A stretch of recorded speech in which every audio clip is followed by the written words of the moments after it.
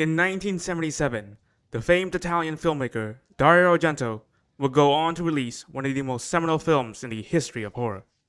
That film would be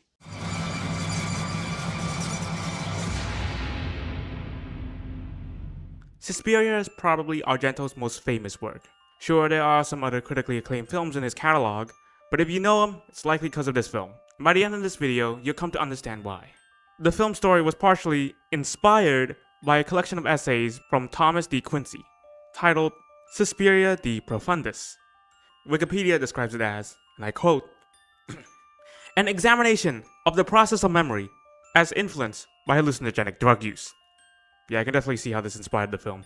Assisting Argento was his then partner, Dario Nicolodi, who co-wrote the screenplay, mainly taking ideas from fairy tales to contrast with Argento's more occultist themes. This leads to a story that is... well, actually, how about we talk about the plot? The film follows an American ballet student named Susie Banyan, played by Jessica Harper.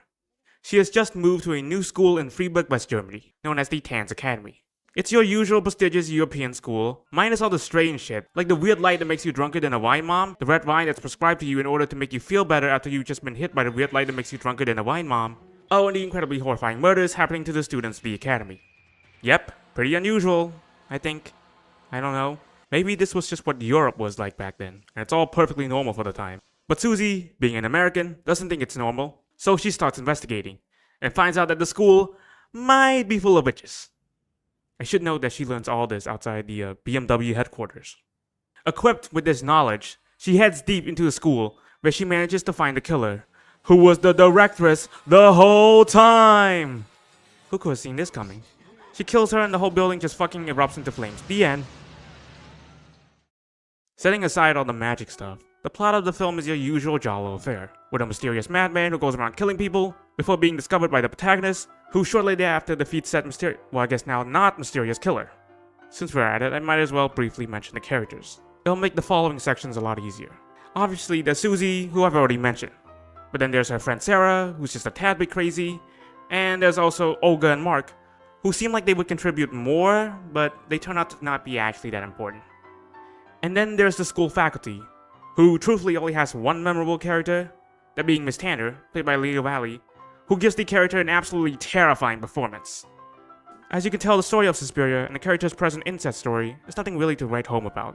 However, these elements are serviceable enough for Argento to use as a foundation to create fantastic scenes and sequences that really demonstrate his creative abilities. A great example of this would be this scene. But first, let's set it. Here's Daniel. He's a pianist for the academy, and since he's blind, he possesses a dog. Unfortunately for him, the dog supposedly bit a child. That miserable dog tried to mutilate a child. Due to this, he gets fired. Then get out, you angel dog! Get moving! You bitch! But I guess for the school, firing someone just ain't enough. After chilling at a very German bar, Daniel walks his dog through an incredibly large and ominous plaza area, flanked by two gigantic buildings. The camera angle here really emphasizing their imposing nature. Suddenly, his dog starts barking at something.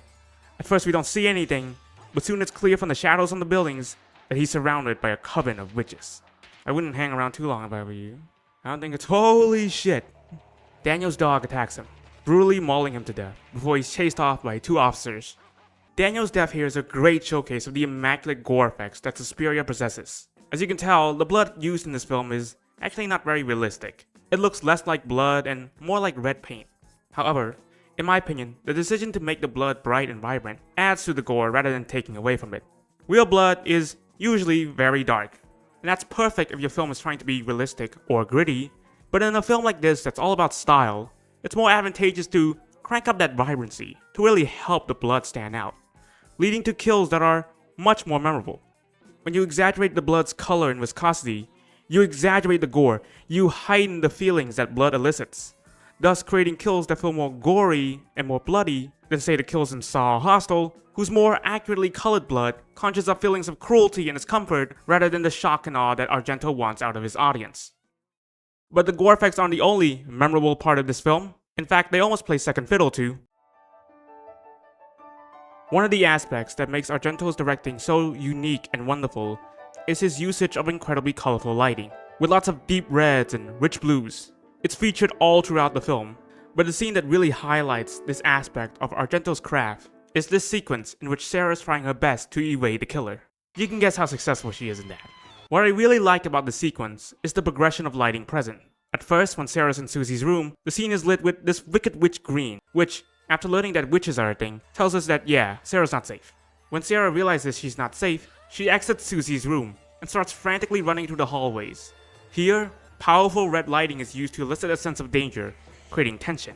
After wandering the hallways, she escapes to the attic, which is imbued with this deep blue hue that has a very calm feel to it, luring us into a false sense of security. Notice how red lighting starts emitting once Sarah's been attacked. Finally, when it seems like she's found an exit, except oh wait, I already told you what her fate is, the window and subsequent door that leads Sarah to her death is lit more naturally, almost to signal to the audience that this might be the way for her to escape. Of course, that's not true, but that makes her ultimate demise that much more unexpected. Not to mention the naturally lit window contrasts really strongly with the pure blue room, making it a point of interest for the viewer to notice. This whole sequence is one of my favorites from the film, as it really demonstrates the powerful lighting that Argento uses to great effect. Instead of lighting up the scene with natural looking or diegetic lighting, Argento chooses to illuminate the sequence brightly with all three primary additive colors, because he understands the emotional power that strong, colorful lighting can convey. This kind of lighting also makes these set pieces of horror and terror contrast really well with the calmer breathers in between, which are more naturally lit, helping to convey that idea of safety. Another aspect that I feel makes these scenes come to life is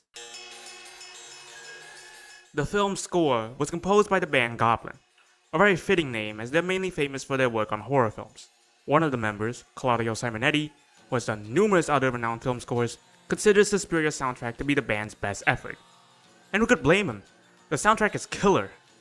It's this fantastic mixture of beauty and fear, the heavy fretless and fretted bass, the raspy acoustic guitar, the beating drums, the incredible synth work, and the terror-inducing vocal work.